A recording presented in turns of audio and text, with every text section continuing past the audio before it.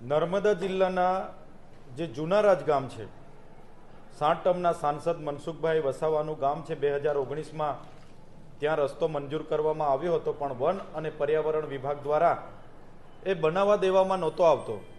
આજની માંગણીઓમાં અમે એ માંગણી કરી કે જીતગઢથી જુનારાજનો રોડ ફોરેસ્ટવાળાએ જે અટકાવ્યો છે તાત્કાલિક ધોરણે ચાલુ કરવામાં આવે, એ માંગણીને ધ્યાને રાખીને માનનીય મંત્રીશ્રીએ આજે જે મંજૂરી આપી દીધી છે એવું અમને સન્માન્ય ગૃહમાં આજે ઊભા થઈને જણાવ્યું છે. ત્યારે એ નિર્ણયને અમે આવકારીએ છીએ કે એક સાંસદ 60 ટર્મથી હતા, એમની સરકાર હતી, છતાં એમના સરકારમાં એ પોતે કામ નહોતા કરાવી શકતા. પણ આજે અમે રજૂઆત કરી અને માનનીય મંત્રીશ્રીએ એ રજૂઆતને ગંભીરતાથી લઈને રોડની મંજૂરી આજે આપી છે. ત્યારે એ નિર્ણયને અમે આવકારીએ છીએ અને એ કામ પૂર્ણ થવાથી 8થી વધારે ગામો એ વિસ્તારના છે એમને આઝાદી પછીનો પહેલો રોડ બનશે. ત્યારે એ લોકોને જે સમસ્યા હતી એનું નિરાકરણ આવશે.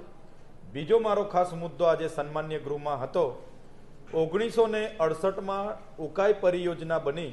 એ પરિયોજનામાં જે ગામો વિસ્થાપિત થયા હતા, જેમ કે પાડી, નાલ,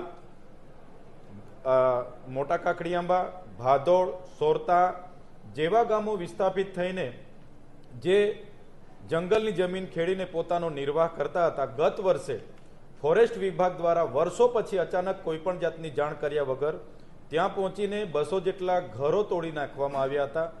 400 જેટલા પરિવારોની ખેતીને નષ્ટ કરી દેવામાં આવી હતી. તેની પણ અમે આજે રજૂઆત કરી હતી, કેમ કે એ લોકોમાં 23 લોકોને સરકારે સનતો આપી છે જમીનો ખેડવા માટે, અને એમાંથી 608 લોકોની દાવા અરજીઓ સરકારમાં પેન્ડિંગ છે.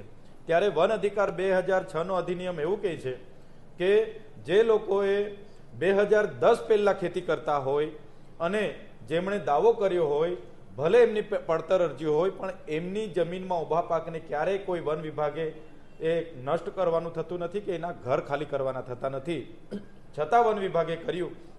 એની રજૂઆત અમે